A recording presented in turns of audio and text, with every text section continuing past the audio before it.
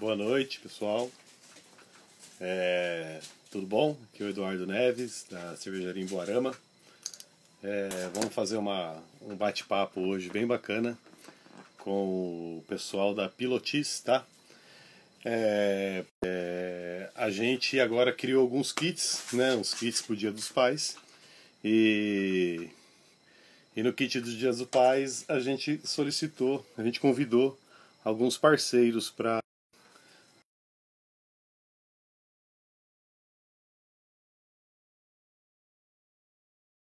foi a Pilotis, a PES Pilotis.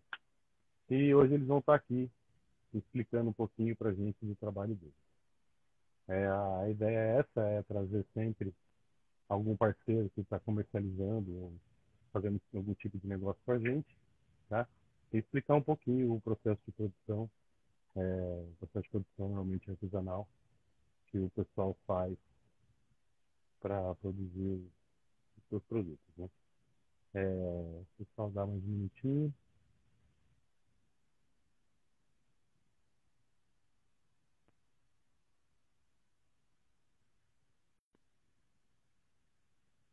O pessoal está entrando aí.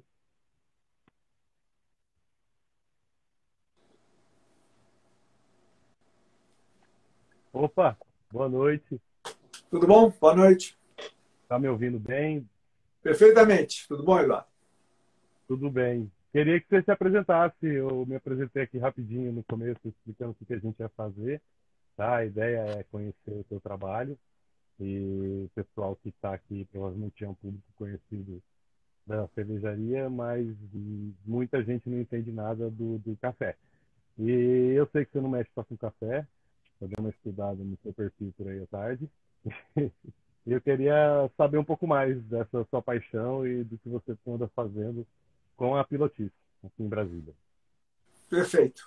Obrigado pela oportunidade e pela parceria, em primeiro lugar. Meu nome é Francisco Raif Schneider e eu sou um dos cofundadores da Café Pilotis. Nós fundamos essa startup em 2018 e apreciadores de café, quatro pessoas que se conheciam e se cruzaram na vida em oportunidades diferentes. E a ideia era a gente poder ter produtos com qualidade, em primeiro lugar, que fossem acessíveis, que tivesse a cara dessa cidade belíssima que é Brasília, e isso em cima de dois pilares que para nós são muito importantes: a inovação, né? Esse está no nosso DNA, basicamente, e a questão de sustentabilidade, sempre olhando não só a parte ambiental, mas também a parte social. Essa é a origem, vamos dizer assim, do café Pilotis. E com um objetivo final muito simples, né? Fazer com que essa experiência de se tomar um cafezinho seja sempre uma experiência inesquecível. Tenho certeza que, ao provar as cervejas em Guarama, também é uma experiência inesquecível. Ah, com certeza. Eu estou até com uma aqui, tá? Mas um pouquinho antes, eu passei aqui, a gente está aqui no centro, no nosso QG aqui escondido da pandemia. E um pouco antes eu passei essa edição sua aqui, ó. A gente tomou ela agora há pouco. E Ah, ela tem um perfeito. selinho especial aqui que eu vi nela que não tem na outra, né? Que a outra. Isso. E aí eu fui dar uma estudada. Então você colocou um flavor de bergamota aqui. Me explica um pouquinho isso, Francisco. Qual foi essa mágica aqui que você fez? Não, então, essa parte da inovação dentro do grupo aí do Café Pilotis, Rodrigo, Gabriel, Wander e eu mexo principalmente com essa parte da inovação. Porque no meu DNA eu sou um pesquisador de carreira, não de café, mas de uma série de coisas, inclusive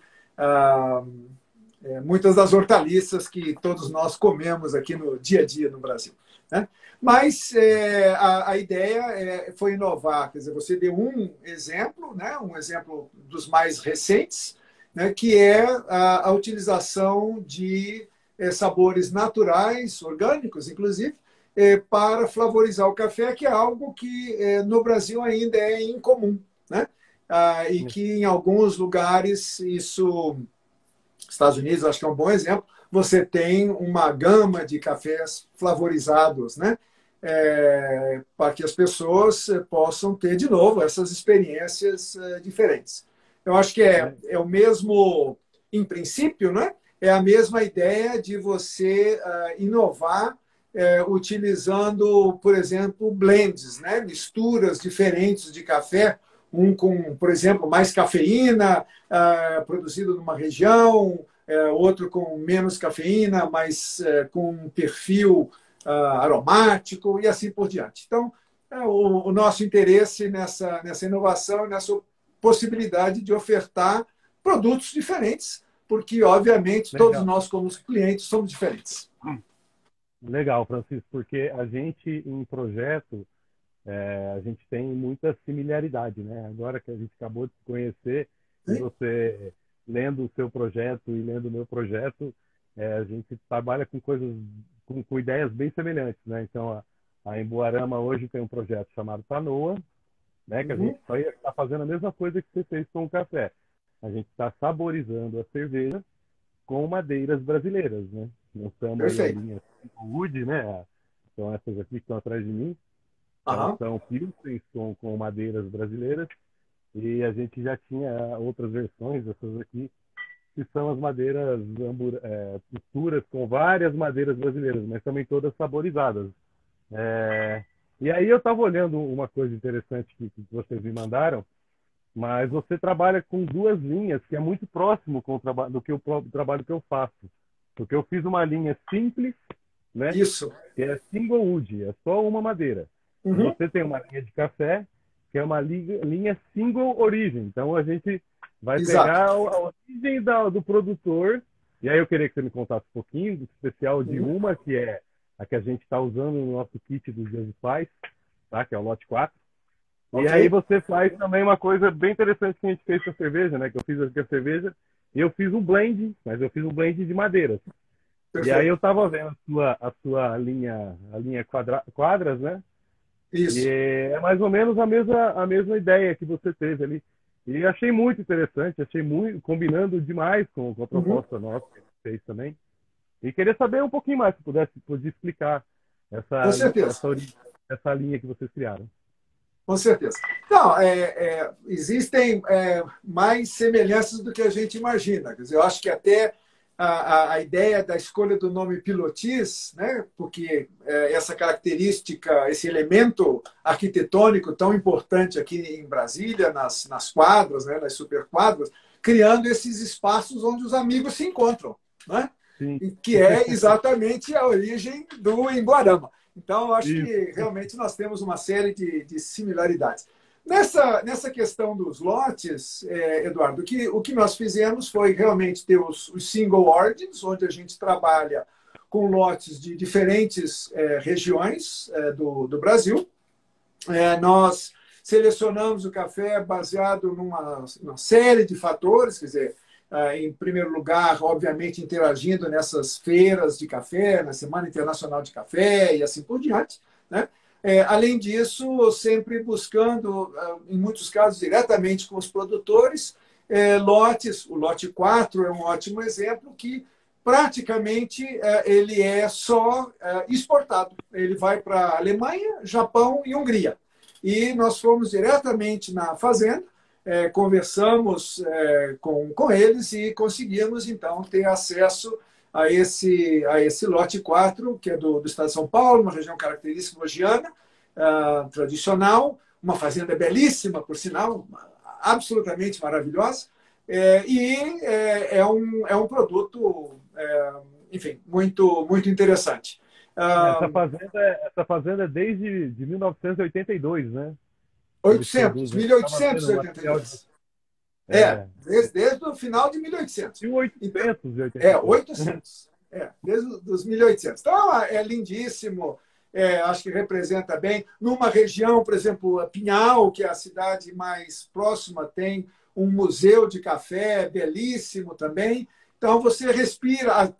Várias das empresas, como a Pinhalense e outras, são dessa região, uma região super tradicional, né? Então, é muito interessante. Então, alguns lotes, assim, lotes novos que nós estaremos lançando aí nos próximos dias, semanas, vem de Caparaó, quer dizer, região muito alta entre Espírito Santo e Minas Gerais, também com características próprias. Temos o lote 3, que vem do Cerrado Mineiro, mas tudo com single origin, quer dizer, uma variedade única que dá características que tem reproduzibilidade, etc, etc. E você, como em qualquer coisa, você tem que começar com um produto que é extremamente uniforme, de alta qualidade, para aí poder fazer a torre e chegar a um café que também seja de boa qualidade. É impossível você sair com um café ruim e chegar num café bom.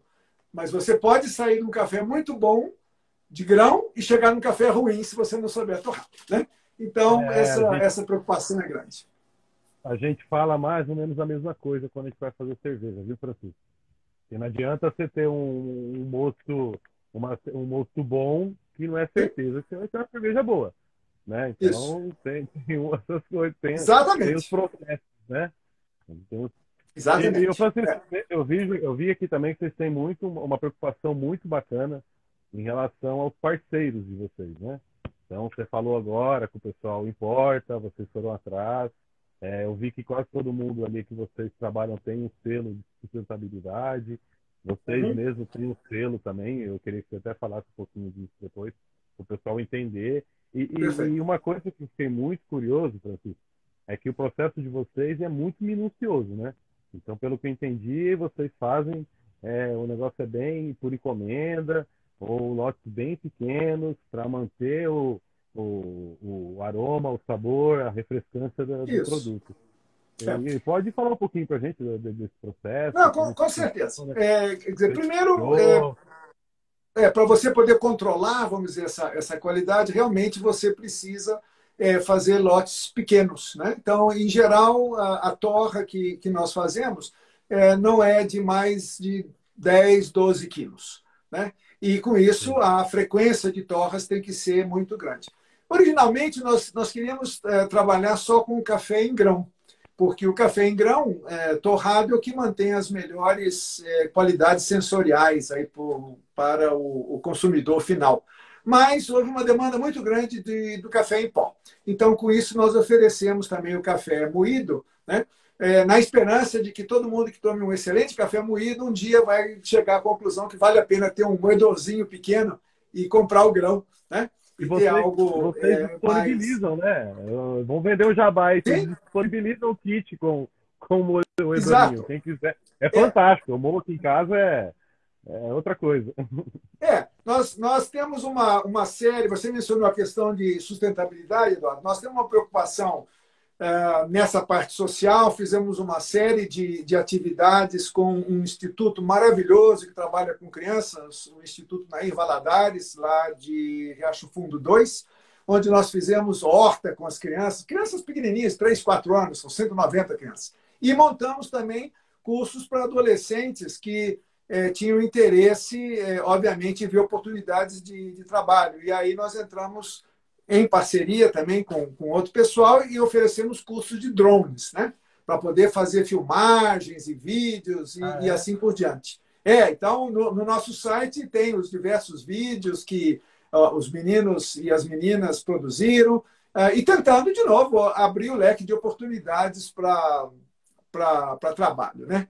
Então, eu acho que essa questão dessa sustentabilidade social, para nós, ela é importante. E, obviamente, a questão de sustentabilidade ambiental também. Por isso, a nossa preocupação é de identificar nesses distintos lotes o que tem, né, de certificação. Acho que é um sistema, quer dizer, basicamente, onde existe um padrão que é aplicado e posso pegar um exemplinho rápido aqui, né? Então, você tem, por exemplo, o lote 3, onde diz, bom, a Rainforest Alliance, ou lote 4, ou o que for. Então, tem as certificações abaixo, né? O TZ e assim por diante, que são as de sustentabilidade. Né? Então, essa é uma parte das certificações. E a outra da própria Associação Brasileira de Cafés Especiais, que é a BSCA, né? Quer dizer, há um pouco de interpretação frouxa na questão de café especial, né? Quer dizer, para os meus filhos, um café especial é um café muito bom, né? É realmente especial. Mas o café especial, o que tem os padrões da BSCA, etc., ele tem certificados específicos e tal, como, por exemplo, o lote 4, né? Então, nós temos essa preocupação muito grande de tentar sempre levar o melhor possível e, de novo, em forma de grão. E eu vi um comentário aqui de um dos nossos fóruns, André Dulce, dizendo, olha, depois que mexia com grão moído, não tem volta. E é isso mesmo. Acho que esse é o sentimento de todo mundo aqui. Legal. E vem cá, o Francisco, e quem que me conta, é você que desenvolve mais essa questão da parte sensorial dos cafés, né? Eu fiquei muito curioso, né? Porque, pô, do mesmo jeito que eu desenvolvo cerveja, e aí eu faço protótipos com várias madeiras, eu degusto, eu convido gente para degustar. Então a gente faz. O mundo cervejeiro é muito bacana, porque o leque é muito grande e a gente consegue experimentar muita coisa. E eu imagino o tanto de coisa que o pessoal está fazendo em casa, experimentando, Isso. sabe? E aí eu queria saber um pouco disso. Como você faz? Como você cria? Como que você criou esses blends? Foi por estudo? Me conta um pouquinho. Eu fiquei curioso em relação a isso. Eu acho que essa é a parte mais divertida da criação. Quer dizer, em primeiro lugar, esses lotes, como o lote 4 e outros, quando nós vamos às propriedades e conversamos, às feiras, etc., existe painéis que fazem essa avaliação dentro de padrões que são estabelecidos, inclusive internacionalmente, né? Não é só nacional, não. Então, na verdade, você já sai com, vamos dizer, uma quantidade de informação muito importante em termos de aroma, de corpo, de acidez e assim por diante. Talvez uma parte do segredo e da arte, né, da torra de café é você fazer alguma dessas proporções. Por exemplo, nós temos um blend que nós fazemos utilizando um café robusta. Robusta, para quem não conhece, vem de uma outra espécie de café. Nós temos o arábica e nós temos uma outra espécie que é chamado canéfora, que tem dois grandes grupos. E um desses grupos é o robusta, né? E esse robusta da Amazônia é um café interessantíssimo, muito diferente, que hoje começa a ser exportado para a Europa. Então, nós, enfim, fizemos uma série de testes, da mesma maneira que você faz os testes com a cerveja, com as madeiras, etc. E saímos com uma mistura de 70-30, por exemplo, né?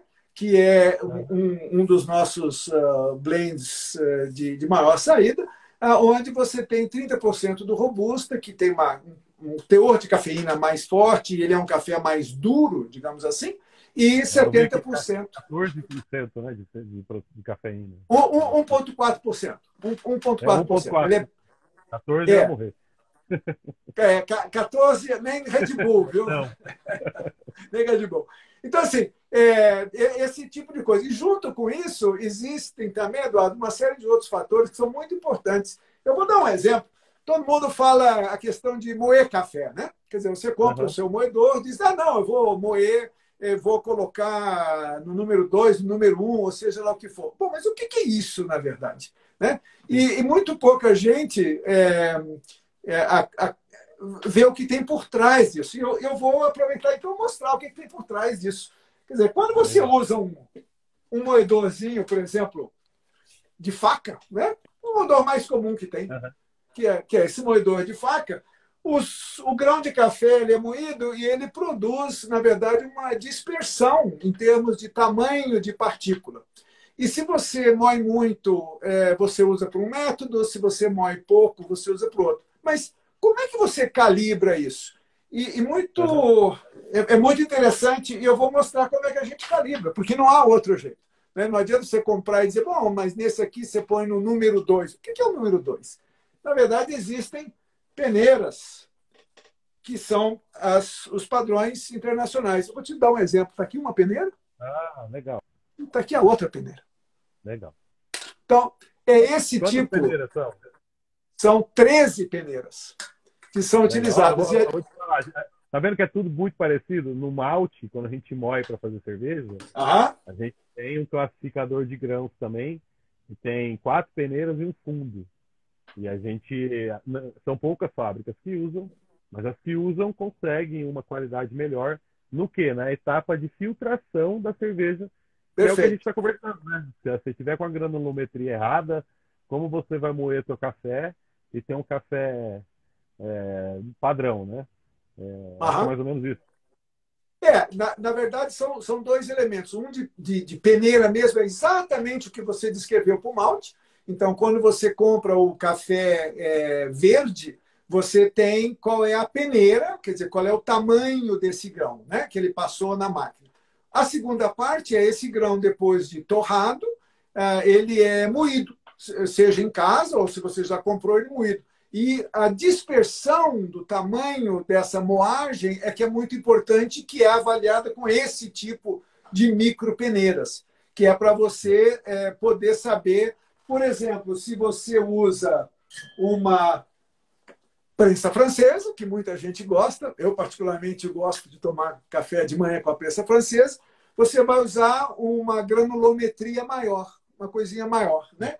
Mas se você usa, por exemplo, um filtro de tungstênio, você pode moer mais, vai ser um café que vai ter sabor um pouco diferente, intensidade diferente, corpo diferente, etc. Então, a moagem faz também uma grande diferença.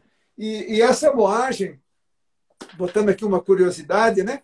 Quer dizer, tem uma companhia de veículos que é muito importante na história da Sim, moagem do café. Né? conheço E essa história. você conhece? Conheço, vai lá. Pois é, não, então é o seguinte, quer dizer, quem começou a fazer esses moedorzinhos é uma companhia que faz carro, né? Chamada os Irmãos Peugeot. Foi, Então, a Peugeot. Peugeot, em 1800 e pouco, o que ela fazia era um moedor de café. Ela ainda faz, esse aqui é um deles.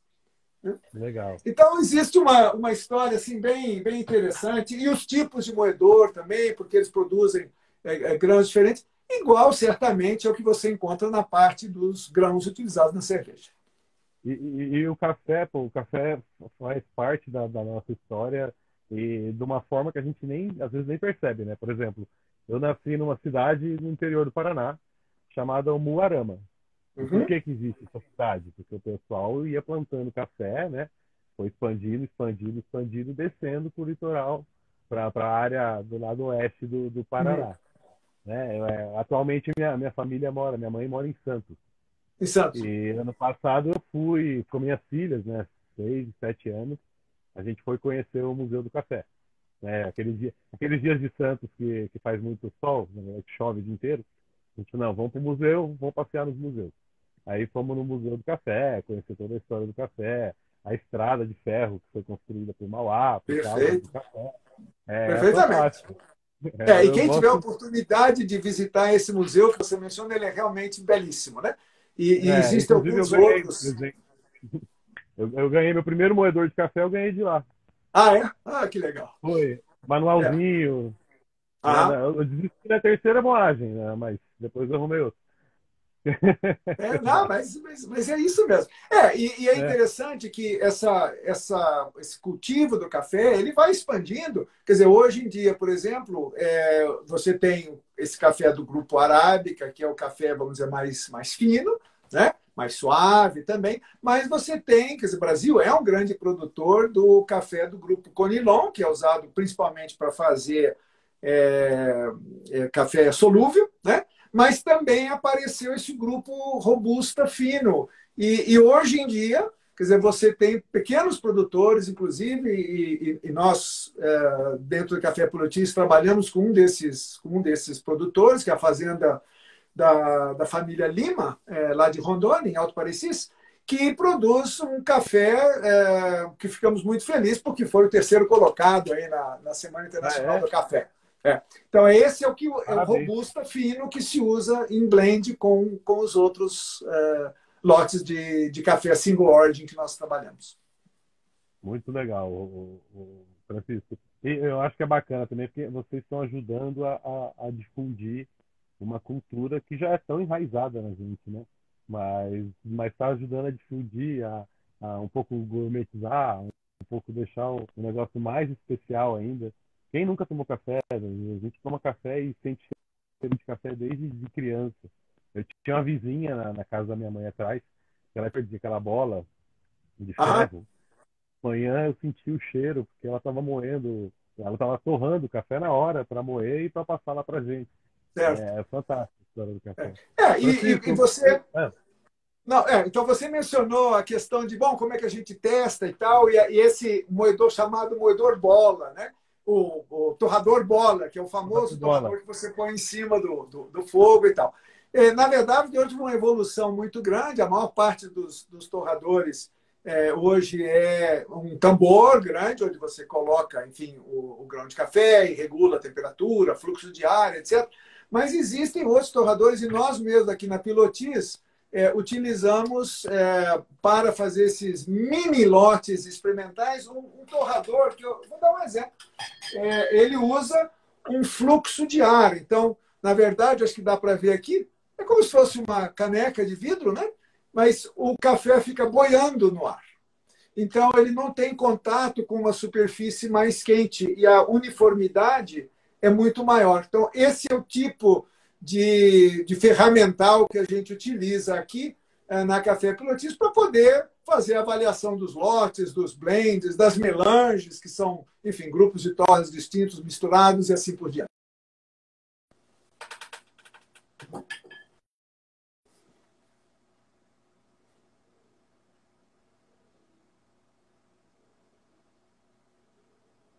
Eduardo, tenho a impressão que, para mim, a sua imagem congelou um pouquinho.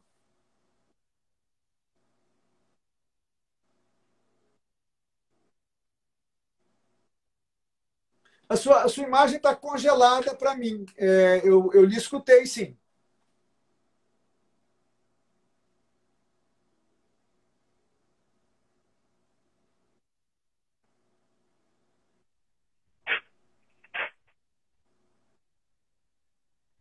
Tá, vamos dar um minutinho aqui, que ela vai voltar. Ah, tá congelado? Pessoal, se puderem dar uma força aí, como vocês estão olhando, Opa, agora sim. tá ok, então. Tá, Francisco, legal. Na verdade, a gente tem um processo muito semelhante.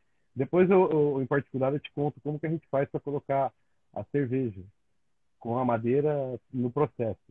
Quer dizer, eu posso contar agora, mas a nossa, a nossa inspiração foi esse torrador de café, tá? Ah, Porque, aham, porque o que acontece? A gente, no meu projeto de mestrado, eu optei por usar, em vez de usar madeira barril, até tem uns barris aqui em cima, tá vendo? sim, sim.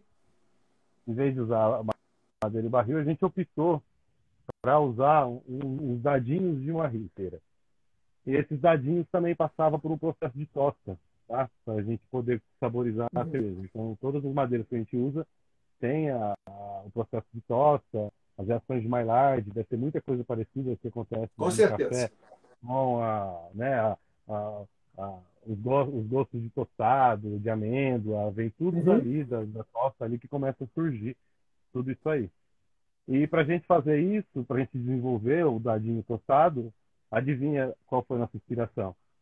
Foi o moedor de café, porque a gente colocou, Aham, colocou um legal. arame, colocou um negócio que o fogo podia ter acesso à madeira e fazer a nossa Aham. tosta. E aí desenvolvemos o projeto em cima disso aí. E é a base Muito hoje interessante. do nosso. Legal, né? Francisco, e os outros sócios? Eu sei que você é pesquisador, você é agrônomo, né? Sim, sou engenheiro agrônomo. Trabalha com hortaliça, que você já deu uma escapada Olha, aí eu trabalhei também. até há 2 a 3 meses atrás. Eu finalmente me aposentei dessa parte do trabalho, mas trabalhei com uma série de outras coisas, principalmente com o desenvolvimento internacional, Ah, em instituições diferentes, enfim. Então, mas eu acho que em todos os casos, sempre tomando café e achando que sempre poderia fazer um café diferente, mais interessante. Então, uma união, vamos dizer assim, natural dos quatro apreciadores de café. O Rodrigo Ferraz, que é cofundador, o Rodrigo é engenheiro agrônomo também, tem pós-graduação em administração. O Gabriel, que é um grande apreciador de café e tem uma apreciação muito especial, que é advogado. E o Ander, que é, na verdade, geógrafo, mas que também vem de uma área rural aqui do norte de Goiás, e também um grande apreciador de café. Então, os quatro se juntaram, são 3 jovens e um velho, viu? Então, isso fica mais divertido ainda, né? Porque às vezes um vai para o lado, 3 vão para o outro, assim por diante. Mas eu acho pelo que eu estou vendo, é um velho bem ativo, né? Eu até te perguntar, você está aguentando a aposentadoria ou você não está se coçando aí para fazer alguma coisa? Não, eu quero me aposentar da aposentadoria, porque eu estou fazendo tanta coisa que eu já estou cansado, viu? Tá vendo, tá vendo? Eu conheço muitos assim, não aguenta. Então, o café é ótimo, mas eu acho que eu queria ter mais tempo para tomar cerveja em Guarama, viu? Porque senão não dá. Tá vendo? Tá vendo? E quais são os projetos futuros aí da Piloti? Vocês falaram que vocês são startup, então imagino que vocês então, estão tem muita coisa.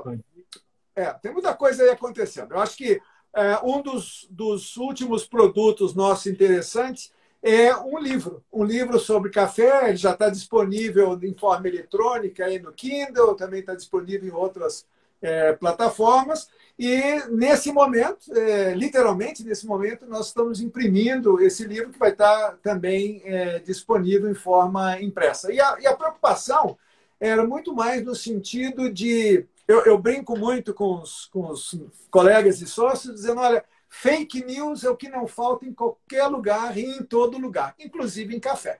Então, uma das coisas importantes é dizer, olha, na verdade é assim, né? Funciona dessa maneira, o que acontece na torra, na seleção, ou a certificação, ou todos os elementos dessa cadeia que vai desde o produtor, seja em São Paulo, em Minas, Espírito Santo ou em Rondônia, até o consumidor final, que somos todos nós, né? Mas, assim, essa questão é importante e aí nós lançamos esse livro. Eu não tenho ainda a parte impressa, né? Mas eu fiz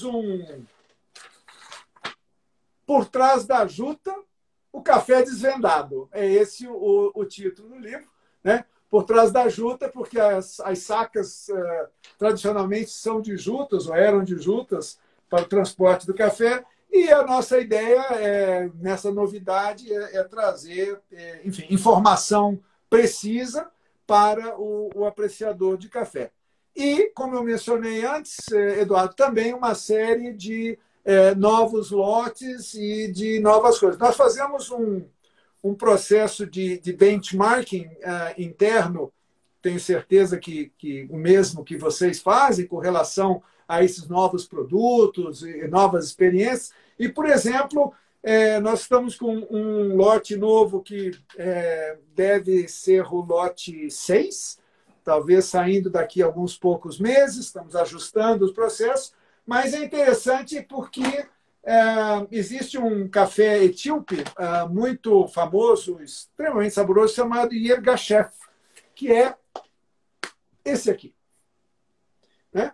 E é interessante que esse lote 6 tem uma série de características sensoriais muito próximas desse café etíope. A Etiópia é o lugar de origem do café, né? No mundo. E enfim, um lote com características sensoriais diferentes que em breve também vai estar disponível aí para os apreciadores de café. Legal, Francisco. E eu acho o seguinte, a gente apesar do público, ter um público cervejeiro aí, mas eu não li o livro, eu não tenho mais detalhes sobre o livro, mas eu tenho certeza que deve estar cheio de detalhes muito rico em relação a processo. E eu acho que quem é cervejeiro é muito curioso. e tem muitas semelhanças, tá, gente? Eu sou químico, o Francisco é Sim, sim. formado ali, e a gente sabe que tem muita coisa semelhante ali de processo e de história do que está acontecendo. E o Brasil é um país super rico de matéria-prima para se fazer muita coisa, né? A gente ouve crítica hoje, esses dias houve uma crítica do americano que falou dentro do mundo de cerveja, tá, Francisco? Mas que falou que o Brasil fica tentando, o cervejeiro fica tentando imitar os americanos em fazer cerveja, e a gente está cheio de coisa fantástica aqui para usar para fazer Uhum. cerveja, e acaba que não fica olhando, não olha isso, entendeu? É aquela síndrome, eu tenho um parceiro que fala para mim, o Eduardo fala, outro Eduardo, ele fala a síndrome de cachorro magro do brasileiro, né? Porque é complicado, né? A gente sempre está olhando um do outro e a gente está aqui cheio de coisa fantástica para explorar. Com É, certeza. E essa riqueza empresarial nossa é fantástica das pequenas, das médias empresas, trazendo uma série de novidades. Acho que cerveja e café têm uma analogia assim, bastante interessante em termos de como isso está se desenvolvendo, das distintas opções, das cervejarias artesanais, das inovações, por exemplo, essa parte de uso das madeiras e assim por diante. Né? De novo, o que a gente está fazendo é oferecendo experiências diferentes e a gente espera inesquecíveis para todos esses consumidores, né, que nós temos aqui no país. tá ok. Francisco, a gente não vai alongar muito, não. A ideia era conversar e conhecer vocês, tá? Eu queria te falar que fiquei muito feliz com a coincidência e a gente ter se trombado nessa proposta. Para quem não sabe, a proposta é que a gente está criando um kit aqui da Emboarama, junto com o pessoal dos Cafés Pilotis e mais alguns parceiros artesanais aqui da região e do Brasil, para oferecer o produto para todo mundo que quiser conhecer, tá? E eu conversei com alguns sócios, um sócio seu, tá? E a intenção nossa, mais para frente, é fazer algumas harmonizações com essas maravilhas que você faz, as cervejinhas da Emboarama aqui. Francisco, muito Perfeito. obrigado, tá? Obrigado pela aula sobre café aí. Ó, que é E a isso. gente vai falando. Obrigadão.